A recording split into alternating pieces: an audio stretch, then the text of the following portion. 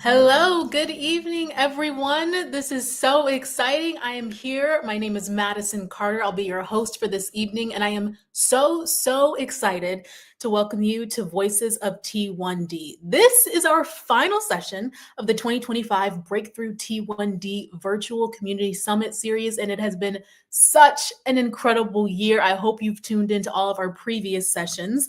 I'm so excited to be able to host tonight's discussions for our last one. And you know that it's such a special one because it is National Diabetes Awareness Month. Some of you may know me from the past sessions. I typically am here hosting your advocacy update, but tonight I'm going to take you through the whole conversation.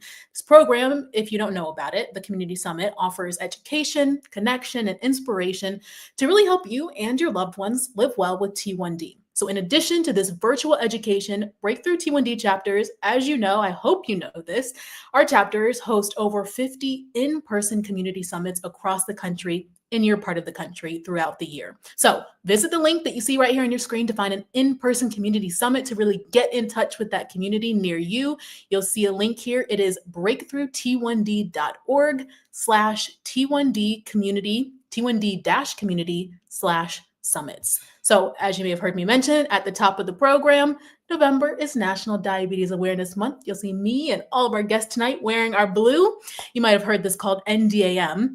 And our theme for this year, it's amazing. And it really truly speaks to something we all care about, awareness. The theme is CT1D. It's a theme that creates an understanding of the reality of living with T1D, but it's also celebrating the resilient people who face it, and it's reinforcing the impact of Breakthrough T1D's mission. So I don't know if you all were around, if you follow all of our social channels. I know you had to have seen it, maybe on the Today Show, maybe all over the internet, or maybe when you were searching links because it was sold out everywhere, that Barbie with T1D. It started a huge conversation this summer. My Barbie is up here on my shelf in her box. She will never leave that box, and I won't be passing her along to my daughter because we're going to have a cure by the time I have a daughter. So that is my hope. And this conversation that Barbie started over the summer, it is still going on. We know that being seen with this, it's hard. Sometimes it feels like an invisible condition. So having a Barbie that looks like us, that's doing cool things the way we all do, it's so powerful and so affirming. So tonight we are going to see T1D through the eyes of two people who have lived as caregivers, and one of whom is now on her own T1D journey. But before we get started, I want to extend a special thank you to our national industry partners. Their support helps make the Community Summit program possible. And a lot of our options that are here to help care for you, they're available to help ease the burden of living with T1D daily. Now, so you know, Breakthrough T1D does not endorse any specific product or brand, but we do want to encourage you to visit breakthrough-t1d.org to learn more about all the options that are available to you and your family to help manage this illness. And we also encourage you to speak with your healthcare provider, talk about all the options and a treatment plan that works best for you, your lifestyle, or your loved ones.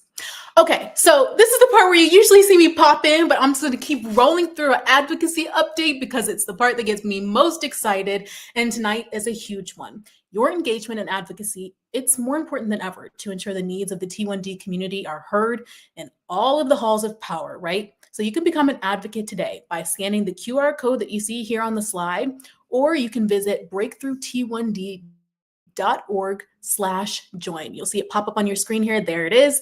In doing this, you're going to receive a time-sensitive updates and activations. That's when we need you to get out there and get going to share the impacts of T1D with our national decision makers, the ones that represent you in your community. Tonight, this is the part where I said it's big. We are expecting Congress to pass legislation that's going to reopen the government, but more importantly to this community, ensure the critical type 1 diabetes research is going to continue by funding the Special Diabetes Program. You've heard me talk about this throughout the year. You've seen it all over our accounts, SDP. This should fund it through January 30th. Since the 90s, when it was established, the SDP has had significant advances across all areas of our mission, including automated insulin delivery systems, insulin pumps, the first therapy to delay the onset of T1D. We're going to talk more about that a little bit later, and addressing complications like diabetic retinopathy, many more advancements that we see and we use today. So keep an eye out for updates on the extension of the SDP on our social media. If you scan that QR code that's up here on your screen, you'll get time-sensitive notifications, as I said. And of course, please say thank you to Congress for passing this bill. The coming weeks, we're going to need your help again to continue building strong bipartisan support for longer term funding of this program beyond that January 30th deadline. We'll let you know when it's time. Again, scan that QR code to get those updates. All right. Every message makes a difference, so we're so appreciative for you to take action. It's so easy to stay in the loop by scanning the QR code. One more time, scan the QR code. We're going to leave it up here on the screen just so you have enough time to pause, or you can go back in our stream later to get this link and join us. All right. I'm ready to jump into this night's event because I know you're tired of hearing my voice and I want to let you talk to somebody else who has an incredible story to tell. Chris Dunn, mom of 4, 2 of whom live with T1D. Chris has been involved with Breakthrough T1D since her family did their first Walk to Cure Diabetes in 2007 and has been on the staff team in our Nebraska chapter, where she currently serves as chapter senior director. She's been doing that since 2018. So she has been deeply involved, Chris, and here to share her experience with screening and talk about the early detection of T1D. Chris, first of all, thank you for your involvement with Breakthrough T1D, and thank you so much for being here tonight with us. Thank you, Madison. It's great to meet you. Absolutely. Okay, I want to jump right into your story. So to start, can you tell us a little bit more? We talked a little bit about screening, how some of this was funded through the SCP. So can you tell us about your first experience with this early screening? I think it was in March. So as you mentioned, I have 4 children, 2 of whom are living with type 1 diabetes. When my son was diagnosed at the age of 2, he was in diabetic ketoacidosis. And after that experience, that's not something we ever wanted to live through again with any of our other children.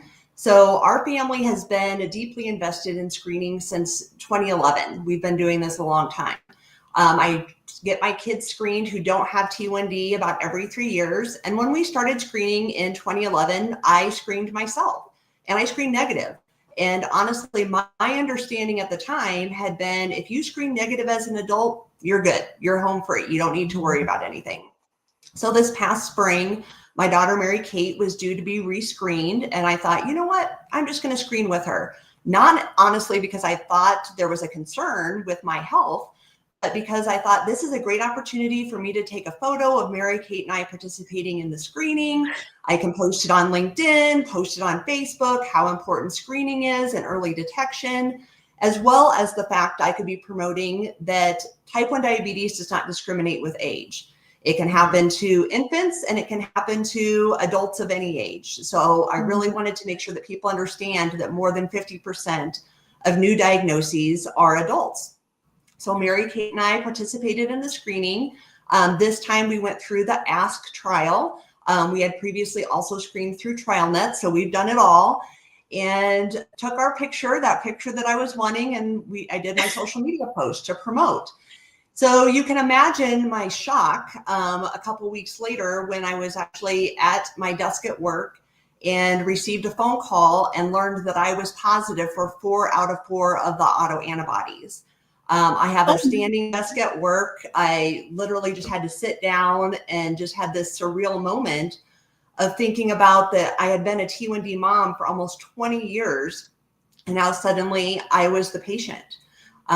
So I was grateful that we caught it early, before symptoms, before DKA, and while I had the chance to intervene in the process. You know, what you mentioned a little bit earlier, it's a huge reason why we changed our name to Breakthrough T1D over this past year, right? We used to be JDRF, juvenile diabetes, but as you mentioned, more than 50% of diagnoses are adults now. So that's huge. And it sounds like you really caught this at just the right time. And I think we have a little bit of your story from when you were undergoing that T-ZIL journey over the summer. So let's check this video out.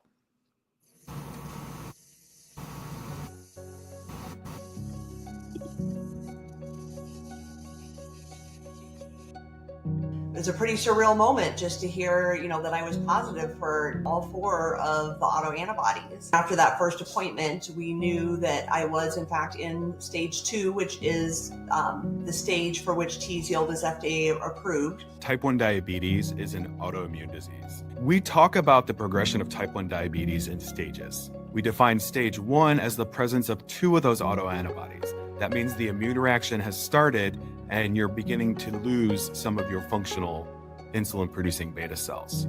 Stage 2 is defined as individuals that have those two autoantibodies, but also start to exhibit abnormal blood sugar levels. This means the destruction of those beta cells has progressed to a point your body's having a little trouble keeping up with its glucose needs. Stage 3 is when symptoms appear or when diagnosis happens.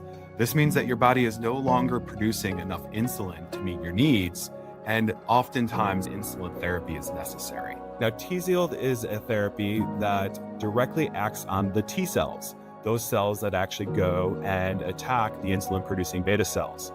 This stops that attack and stops the progression of type 1 diabetes and ultimately delays the time to diagnosis. If you screen ahead of time for the autoantibodies, you can get ahead of it, get prepared. My hope is that I'm a good receiver of this medication and we can delay my progression to stage 3. The approval of Tzield is an incredible advancement for the field and is most certainly a breakthrough T1D success story. And this is just the beginning. Tzield is an incredible advancement, but it's just a first step in our goal of bringing disease-modifying therapies to all individuals at all stages. Imagine a world where we can extend the time people respond from 2 years to 5 years to 10 years, or halt progression entirely. That's the work that Breakthrough T1D continues to fund, to discover and develop new interventions and new ways of rebalancing the immune system, and ultimately working toward our goal of a world without type 1 diabetes. Somebody had asked me what my overwhelming emotion was at that point. And honestly, it's gratitude. Gratitude towards people that trusted Breakthrough T1D to bring these types of therapies to life. And let us bring this as a possibility to people like me.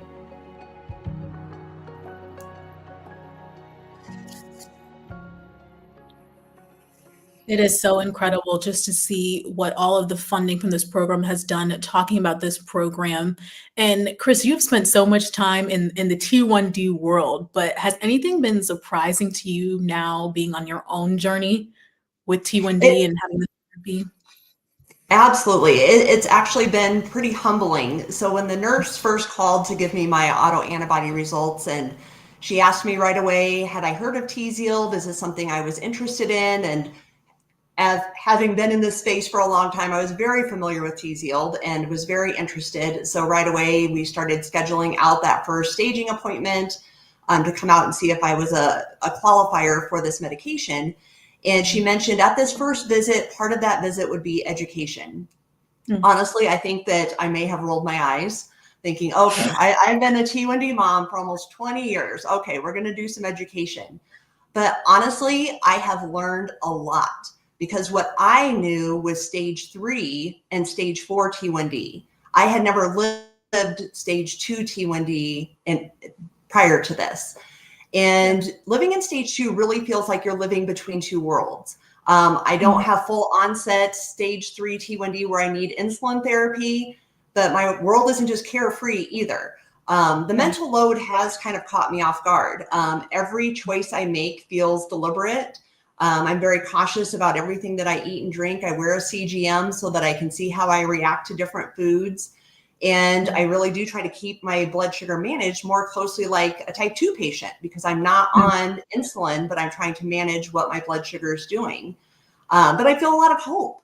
When my kids were diagnosed, there was no disease modifying options. And now here we are and I get to take advantage of this one. So it's an exciting time. It absolutely is exciting. And I mean, you may know what to expect, but I like what you said, how you said it's humbling because we always say we have such an important role as a caretaker, but being the patient, it's a different experience. So yeah, I find you between both worlds. That has to be really interesting. I want to say, what does monitoring look like? So now you have this testing, you've done the education. So you mentioned, doing the CGM, but then are you going to continue to get tested? Like how do you know when you progress to that next stage? Yeah, so I actually live in Omaha, Nebraska, and I'm coming to you tonight from Denver, Colorado, because my first Tzield follow-up appointment is this week here at the Barbara Davis Center. And my appointment is on World Diabetes Day. So I'm hopeful that that means good karma that this first checkup happens to fall on World Diabetes Day. But my understanding is that I'll have these regular labs every few months where we'll look at my A1C, my oral glucose tolerance test, review my CGM. And honestly, since this Friday is my first appointment, there may be additional things that I'm not aware of that I'll learn about at this appointment. Okay. But in the meantime, I'm just using, low intensity exercise, mindful eating to help me manage my dysglycemia. And my goal is just to preserve my beta cell function as long as we can. But having lived in this space for almost 20 years, any delay that I get out of this medication is a win for me. And I'm just thankful that I have a plan, I have a team, and that I'm living proactively and not reactively to this diagnosis. Incredible. And speaking of living proactively, this is my last question for you. And then we're going to open up. I'm looking at the comment section. So if you have any questions for Chris about her therapy or anything, please feel free to drop them in. I'll leave some time for the chat questions. But for you, Chris, my last question is, what would you say to other parents of T1Ds who are hearing this, they're starting to screen, or they may have started to see some of those like borderline A1Cs, elevated BGs, and maybe they're wondering if they could be at risk of developing? What would you say to those parents? I just feel like I am preaching the importance of screening everywhere I go.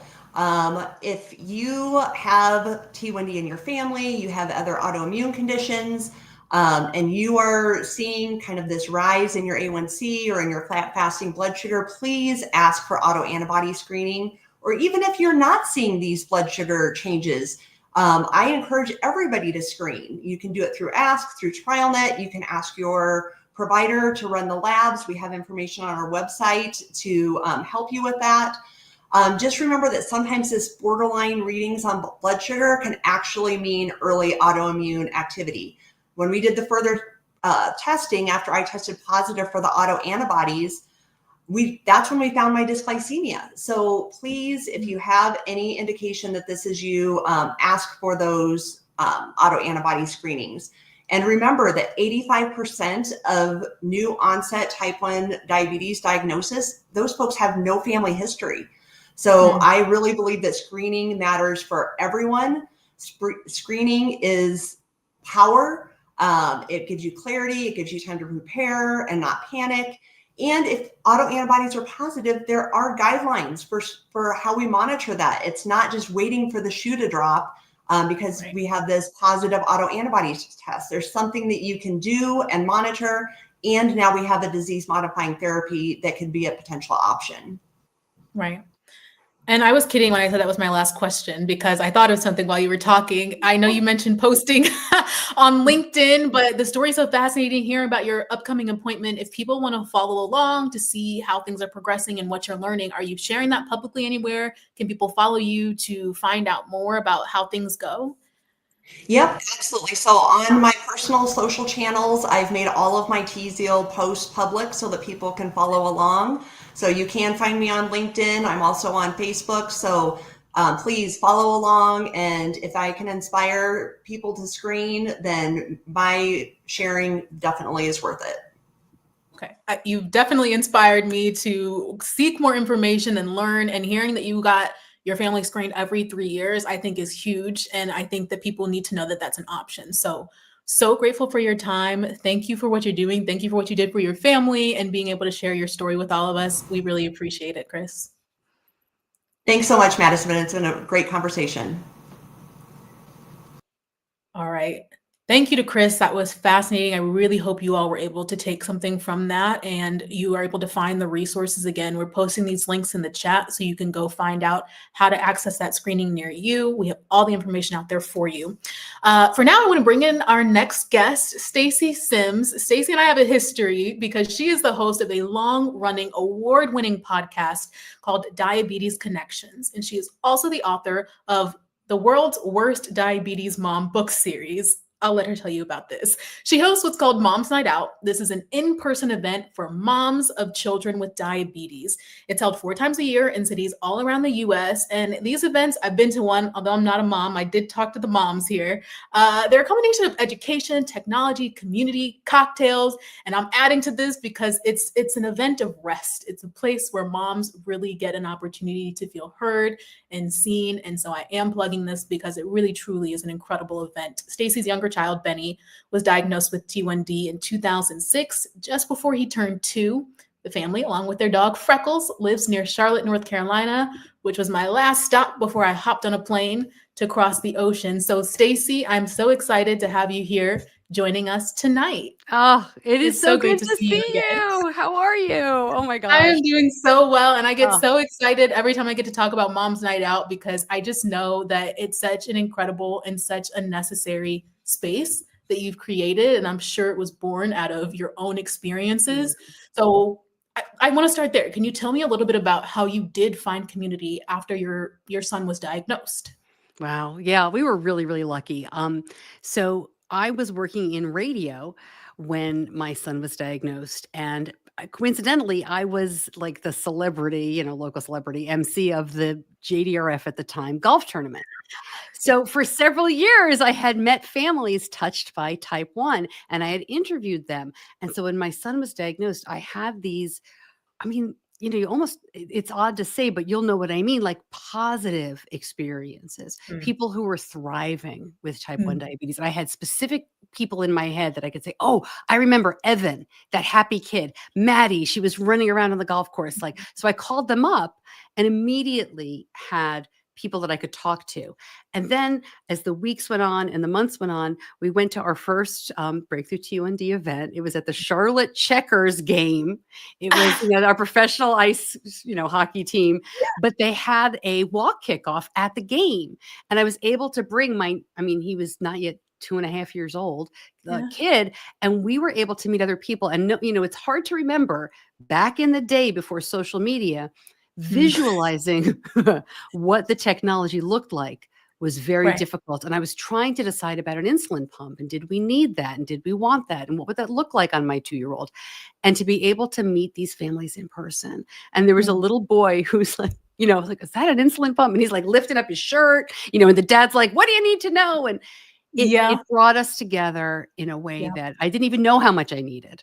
Right. And it's so incredible that you had that built in. Was that did you, when you started getting signs of your son maybe developing T1D, did you have an idea because of hosting these events, or was it strange to you that I had been the host of this and then now this connection? What was that? Yeah, it was classic T1D signs. So we Ah, kind of had an indication, but it was slow. Like 1 month, he started really wetting through his diapers, then it got a little mm, better. And the mm, next week he was super tired.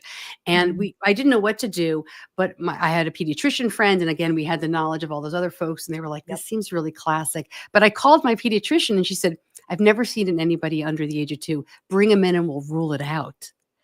And of course, we brought him in and ruled it in, but thank goodness You she ruled. was proactive and said, she Yeah, didn't dismiss me at all. But at the that's time, that practice hadn't seen any child younger than 2 with it. wow. That's incredible that you Yeah. had that experience. And I'm listening to you say, oh, you thought about a pump at 2. I was diagnosed in 97. I was just turned 3, and they were like, absolutely no way you can put a pump on her. Like, Oh, no, yeah. there's no, my mom fought for years and years and years. So just even in that gap to see 10 years later to see the advancements is Oh, yeah. so incredible. So Yeah. getting back to your story, talking about being a caregiver is why you're here. It's so important though, and I mentioned at the top when you created this space for moms to have that space to have the need for self-care and to give yourself a break because someone described diabetes as constantly trying to control the uncontrollable, Mm. right? So how do you combat this narrative of having to be the perfect mom and having to do everything right and everything's always in control with the baby? Like, how do you fight that? It's really, really hard because I think parenting is like that now anyway. As a mom, even dads were like, oh, you have to pack the lunch in a certain way. And if you don't do the bedtime, if you don't watch this show, or maybe no screen time, maybe all the screen time. I mean, nobody knows how to do it anyway anymore. Right. And if we ever did. But with Right. diabetes, I think it's particularly almost scary, right? Because if I don't do this right, and I'm completely responsible for my child, what is their Mhm. life going to look like? If I don't Mm. do this perfectly, what will the next month, year look like? And what I found really comforting was, we talked about before social media, my son was diagnosed in 2006. iPhone came along right after that. Social Mhm. media followed right after that. So we lived in this kind of little bubble of, I think we're doing okay. We're listening to our endo Yeah. before social media really came along to say, maybe you're not doing as well as you think. So I had a really good base of 2 things, a Yes. wonderful endocrinologist and diabetes educator that I could take these questions I had. Hey, I saw this on Facebook. What do you think? Or I'm really feeling like we're doing this wrong. Can you help me talk through it? Or I am terrified of this. What are the chances and how do I work through it? That was huge for me. And I also found a local group of mom friends. And I worked really hard at this. You know, you do it at the Breakthrough T1D walks, you find your people and you walk around, who lives in my neighborhood? Or, you know, now we can do webinars and find a local group. And we met for coffee every couple of weeks. And you get the real story of what's going on. You get the whole picture of the chaos, perhaps. And you get the wonderful stories of, hey, we did this hard thing. I left my kid at a sports practice for the first time. I had a quick conversation with the coach and then I ran away. You know, we do these things that we don't necessarily think about posting a big story about, but we'll tell each other about. So I would say the answer for me was two-part. My healthcare provider, you know, we have a great team, thankfully, and my real life mom friends made a really big difference for me. And my kid is almost 21. We've been doing this for 19 years. I still have days where I'm like, oh, I messed it all up. I didn't do anything right. He's fine. I think you jumped some great gems there, because social media really does add to, there's so much great advice out there, but then there's also advice on everything, right? You know, it's like you post something and you think you're educating and helping people, and then everyone comes in with, you're not doing this right. You shouldn't have ripped it off like that. Oh, you hurt. And it's so hard, but having real people and a real life healthcare provider that you can say, I watched this TikTok video. What do you think? Right. But also, you know, your doctor knows your child's body. There may be physiology. There may be, you know, family history. There may be other things going on that person on TikTok with a really straight line and a wonderful, you know, routine. Maybe that's not something that would work for your child or yourself with type 1, because we are individual people. Right. Absolutely. So you mentioned your 2-year-old is now 21. So you raised a whole baby. So tell me, what have you learned? Because this is such a tricky balance, right? In raising a child who you can safely send off into the world and who's self-aware and they know how to care for themselves without being defined by T1D. So how did you find that balance? Do you feel like you found it? I feel like I did find it, Madison. It was very difficult. And I have 2 kids. I have a daughter who's 24 and she's also launched, you know, so she's great, wild. But I think it's very tough. And I still, you know, looking back, I mean, who knows if you did everything wrong or right or whatever. But I will say that allowing us to make mistakes along the way, giving him little bits of independence at the very beginning. I mean, how much independence are you going to give a 2-year-old? Sometimes it's just, which arm are we doing the injection in, right? Giving them some choices.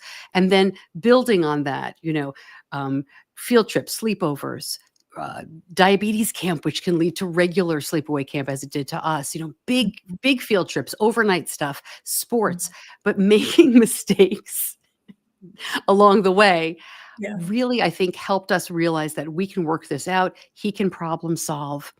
And a good friend of mine gave me some advice early on, which really stuck with me, which is, you are raising a child, not a number. If you base raising a child with type 1 all around numbers and all around time and range and all around everything you're seeing on your screen in front of you, it's extremely limiting and stressful for them and for you.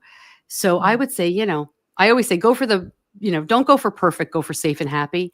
And I think it's really paid off. And my kids both still talk to me. Everybody's That's still hang out. I promise that is huge. And I absolutely remember thinking that my mom recently said this to me. I'm getting ready to get married in like less than a month. And she looked at my partner, and I just turned 30 as well. So I was diagnosed at 3. I just turned 30. And she looked at my partner and she said to him, I am so grateful because I feel like I can breathe for the first time. Like, and I realized in that moment, she's like, I know you're taking care of her. And for the first time, since she launched me, she's like, I don't feel scared. Like, I know there's somebody else finally after all these years of it being me. And so I just think that, you know, when moms are listening and you hear something like this, it's like you do your best and you are not defining your child by this, but you still have it in the back of your mind. You still have that fear. Absolutely. Right? Oh, and congratulations to you. That's so exciting, Madison. Right. How do I make this about me? No, but this was just an interesting story. We want to know. It's incredible. Okay, I have just one more question, which probably means two more questions knowing me, but I want to make sure that people in the chat know that Stacy's here to answer your questions. So start dropping them as I try to wrap this up. But we know that you have been an advocate, it sounds like, since before your family was even impacted by type 1 diabetes. And we know that advocacy is such a huge, important pillar of Breakthrough T1D's mission. So what are some other ways that you see advocacy as, or let me rephrase the question. Do you think that advocacy is a necessary part of a caregiver's role? I really do. And I think it is a part of being a caregiver that kind of sneaks up on you. You're doing it without perhaps realizing you're doing it. Advocacy can mean many things. It can be the wonderful work that Breakthrough T1D is doing on an official advocacy level, right? And at Mom's Night Out, we always have a Breakthrough T1D representative there. If people want to learn more about advocacy, I think it's a fantastic thing to get involved in. Okay. Advocacy can also look like, as I said earlier, educating your coach, talking to your school. I mean, we all have to go through everything to either get a 504 or a diabetes medical management plan or whatever it is in your school district. And boy, that's advocacy. Advocacy can mean educating your friends and family. I was playing golf with a woman the other day whose husband was recently diagnosed with type 2, and they are terrified. Talking to them and giving them resources is also a type of advocacy. It's not type 1. It's just as important to get good education around type 2. So advocacy, I think, can mean many things.